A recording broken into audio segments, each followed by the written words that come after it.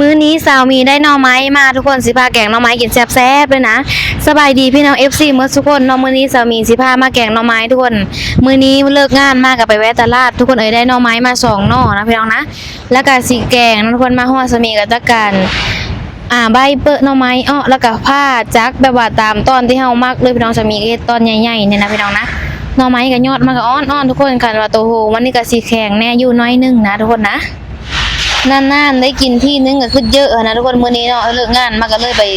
ปซื้อหน่อไม้มาแกงนะพี่น้องคิดอยากกินแห้งนะเห็นในโทรศัพท์โอ้อยู่บ้านนะเขาแกงหน่อไม้ดูแห้งทุกคนช่วงนี้ก็เป็นช่วงฤดูฝนเนาะหน่อไม้ก็อ้อหลายนะมีแต่หน่อขาวๆดงใหญ่ๆเขาลงก็โอ้ยตัวเองก็เห็นแกงหน่อไม้แล้วก็อดมีได้พี่น้องคือเยอะแห้งนะมื้อนี้ก็เลยไปซื้อมาแกงซะเนาะถึงว่าแม่นสิบ่แม่นดงขาวก็ถือว่าแซ่บพี่น้องนะแกงกินเองมื้อนี้คันว่าซื้อเพิ่นกินก็สิบ่แม่นรสชาติที่เฮาต้องการบ่แม่นรสชาติที่เฮามักทุกคนเนาะก็เลยแกงกินเองเลยซะซื้อหน่อไม้ก็โลละ50บาททุกคนจะมีเอามา2หน่อเนาะ2ดวงกาประมาณหมดไป70บาทพี่น้องแล้วก็ซื้อกระดูกหมูเฮ็ดเค็มแล้วก็เฮ็ดกระตั้นมาแกงเสิร์ฟพี่น้องเนาะน้ำยานางแล้วก็ผักสะแง่หน้านะพี่น้องนะมาฮอดแล้วก็จัดการโคกินเลยหิวข้าวหั่นนะพี่น้องนะ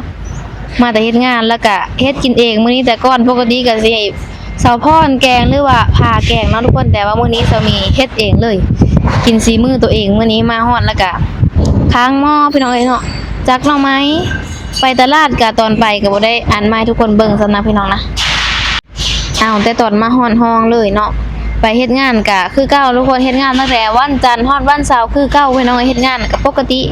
ไลฟ์สดช่วงนี้ก็หนักนะพี่น้องอาทิตย์นี้มื้อละ4ชั่วโมงรอบเช้า2รอบบ่าย2เนาะเอาจนเจ็บคอเลยช่วงนี้พี่น้องเอ้ยสามีก็ต้องแบบว่าคอยเว้าไปสามีก็แบบว่า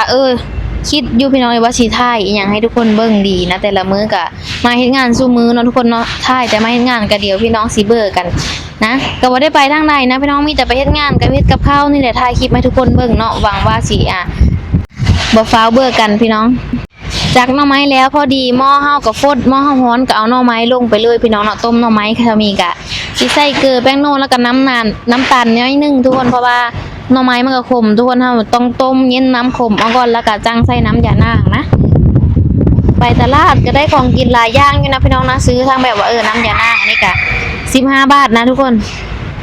เฮ็ดเค็มนี่กระทงละ10บาทซื้อมา2ถุงนะพี่น้องแล้วก็มาโบบเนาะมาโบบมาแต่งแกงเสิร์ฟนะแล้วก็กระดูกหมู50บาทพี่น้องได้ประมาณนี้แหละแล้วก็มาเก้งโลนึงพี่น้อง35บาทนี่แหละ40เนาะโลนึง40มาเก้งที่สามีซื้อมาแล้วก็มาโบบแล้วก็เฮ็ดพี่น้องก็สิประมาณนี้แหละทุกคนแล้วก็ผักกาดในผักกาดดอกแล้วหลังจากนั้นสามีก็สิมาล้างเฮ็ดพี่น้องเฮ็ดก็ตอนแรกว่าสิใส่เมื่อ2ถุงแล้วพี่น้องสามีก็ล้างเบิดเลยแต่ว่ามันหลายว่าพี่น้องท้องหน่อไม้ก็เต็มหม้อแล้วสามีก็เลยแบ่งเอาไว้แกงมื้อหน้าอีนะสำหรับเฮ็ดเค็มก็ได้เฮ็ดได้แบบว่า2เทื่อแกงแล้วกันเนาะทุกคนเนาะหม้อน้อยพดพี่น้องคันหม้อใหญ่ก็สิใส่จนหมดอยู่หลังจากที่สามีล้างเฮ็ดเค็มแล้วก็เฮาก็มาล้างเฮ็ดกระตั้นต่อพี่น้องเฮ็ดกระตั้นนี่กระทงละ20บาทนะพี่น้องนำ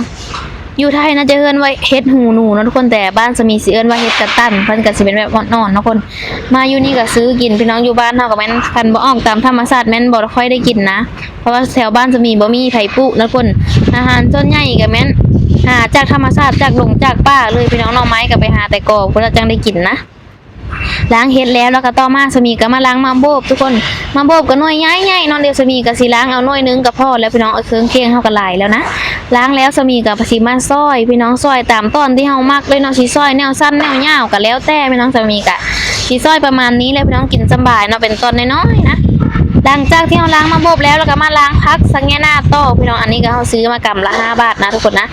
ใส่แบบหอมๆสามีสิใส่หมดนี่เลยทุกคนมัดนึงนะแกงหน่อไม้ต้องใส่ผักสะแง่หลายๆเนาะแล้วก็ใส่ข้าวเบอร์หลายๆเหนียวๆทุกคนเอาแบบนัวๆเลยนะมื้อนี้แล้วก็ล้างกระดูกหมูต่อพี่น้องมื้อนี้กระดูกหมูก็จะบ่ใส่หมดนะทุกคนนะก็แบ่งไว้แกงซื่อเฮ็ดที่สามีแบ่งไว้แน่นะทุกคนตอนนี้หม้ออันต้มหน่อไม้สามีก็ฟดแห้งทุกคนแต่ว่ารออีกต้มโดนๆจนเฮาซิมเบิ่งมันบ่ขมแล้วเฮาจังแบบว่าใส่เครื่องเคียงต่างๆทุกคนหน่อไม้จืดแล้วเฮาก็เย็นนะพี่น้องแล้วก็สามีก็สิใส่มะเขือแล้วก็กระดูกหมูต้องไปก้อนนะพี่น้องต่อมาก็ใส่เครื่องเคียงนี่ทุกคนตอนนี้คือแกงซุกเลยเนาะทุกคนเนาะระวังเสื้อเครื่องก็ลืมถ่ายเอาพี่น้องเนาะนี่เสื้อครบทุกอย่างพี่น้องเอ้ย นี่แกงสุกแล้วก็แบ่งไปให้น้องไส้มีกับไอ้มุดแล้วก็สาวพรกับไอ้ใจทุกคนเนาะสองบอนแบ่งนะส่วนเฮาก็ตักกินทุกคน แต่ว่าแกงหน้ำไม้สุกแล้วตอนนี้ข้าวบ่ทันสุกนะทุกพี่น้องนะเดี๋ยวรอถ้าข้าวสุกนึ่งข้าวก่อนเนาะ